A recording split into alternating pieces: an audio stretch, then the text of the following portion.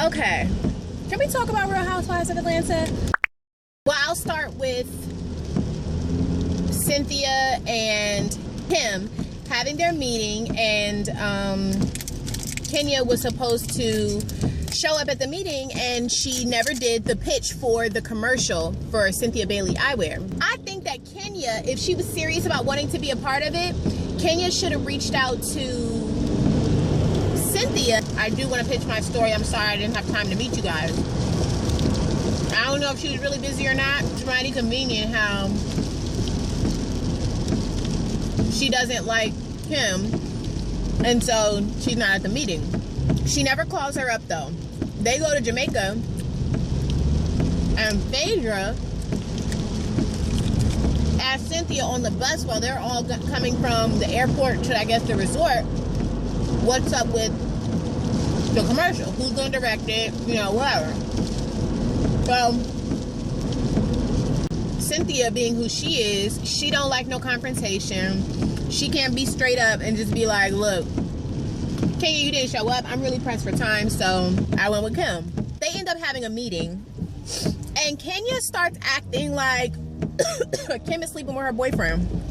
She starts throwing jabs at Kim, and she's like, well, how many commercials have you directed? And so it's very obvious that it's less about the fact that Cynthia chose her and more about the fact that she feels threatened in their friendship.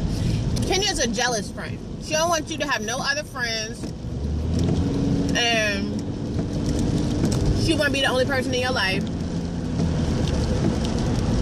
But I think she gets that from not having that bond with her mother. So Kenya starts throwing all this shade or whatever, and then she Kim is like, look, I'm not about to have this, you know, I'm gonna get up from the table and I'm gonna leave. Kenya goes to pull her chair out, and baby, let me tell y'all something. So Kim is like, oh hell no. But she gets up and she leaves. She don't cause the scene. She keep it cute. She goes to her hotel room and she starts venting to her husband. She going off and cussing and everything. She gets in the house and she like, yeah, cause nigga deuces. But when she says nigga, she like, Nick. She stops herself from saying it. So obviously they don't say that in their house, which is fine. But you don't get hyped like that and then apologize for it. Like, I remember one time the teacher was reading out our grades out loud. I got a D. I knew I was getting a D, honey. I ain't do shit in that class, okay? I knew I was getting a D. So when she said my D, I was like, oh, true. Okay. She read Jessica, and she said, Jessica, C. Jessica said, a fucking C? Jessica went off. Everybody in the class was like, because Jessica did not cuss ever, but she was real surprised about that C, and I just don't see how you could be if you get your grades back on paper. Everybody like got quiet and looked at her. She was like, I'm sorry. What? You can't have an outburst like that and then apologize for it. You're supposed to be in that moment. Yeah, that's what I said. Like, what? That's crazy. Like, you didn't feel it coming out of your mouth before it came out? And that's how Kim was. It was kind of like she was so turned up. She wasn't expecting that to come out of her mouth, and when it did, it was like, ooh. We don't say that. They go to dinner, and everybody's out there waiting for Cynthia and Peter. Nene and Greg come out right after Cynthia and Peter. Portia and Phaedra's like, oh, because I guess Portia still talks to Nene, so it was a surprise to her that Nene was there because Nene didn't say nothing to her about it. But okay, I could get that it's a surprise or whatever. But Kim's face, honey, Kim was looking like, what the fuck is this? There she go with that jealous stuff again, because it wasn't, I don't think it was that Nene was there. It was that she was there and she didn't know. Kenya, again, is the type of friend where she want to say she knew everything before it happened, because to her that makes her feel like y'all are really friends. if something happened with you and Kenya, or if something happened in your life and you don't tell Kenya, and then she has to find out through somebody else or on the back end, oh, Kenya's going to be pissed. Because Kenya feels like you should be telling her everything. So, that's that. Kenya goes on this whole big, you know, Peter tries to bring up what happened at, you know, the meeting with Kenya, Kim, and Cynthia. Oh, my issue with Cynthia, wait, okay. He tries to bring that up. Kenya has a whole, like,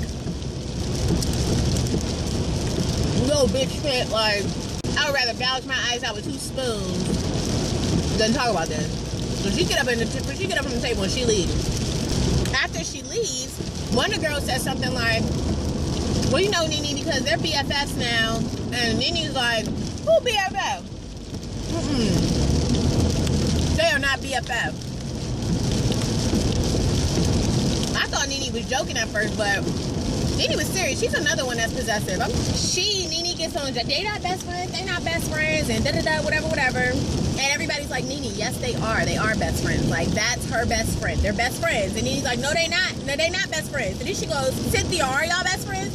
And Cynthia, oh, no backbone having ass like, well, you know, we're still dating, basically, is what she said. Like, we're still getting to know each other, and our friendship is growing every day.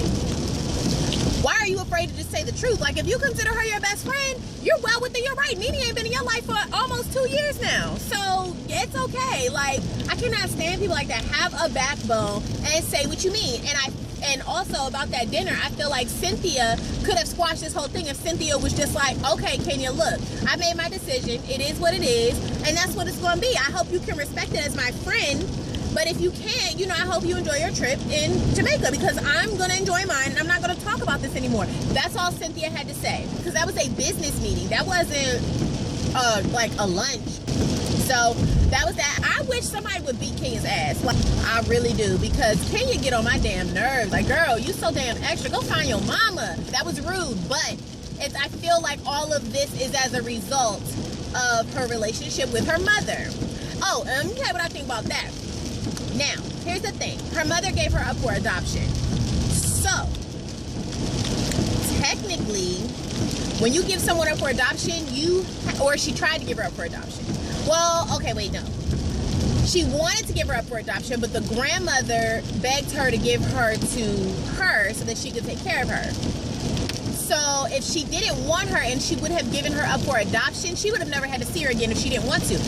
But because the grandmother took care of her, now she's still around. It's still a reminder. I don't know what her mother's deal is, but I feel like it's grimy. Like, if I did give my baby up for adoption and I still had to see her every day, I would just have to chalk it up and have a relationship with her, because I don't think that I'm gangster enough to be like, look, I gave you up for adoption. I didn't want you. I don't want you now. Like, I don't want to deal with you. But I feel like that's kind of her right, even though I can't understand it, because that's your child. Like, no, you don't have to be a mother figure in her life, but she's begging you to have a relationship with her. I don't even think it's have a relationship with her, but acknowledge her. Like, when y'all are in the same house, acknowledge her. That's all she's asking you to do, and you won't do that. Like, you really taking it there. Like, you thorough as shit. I don't know. I don't have it in me, and I'm like, I just don't have it in me to do that. And so I don't know if but I do get Kenya's side. Like, that's her mom. She knows who her mom is. It's way different than a child who grew up and never knew who their parent was. That's different. You know what I'm saying? But you know who your parent is. You know where they live.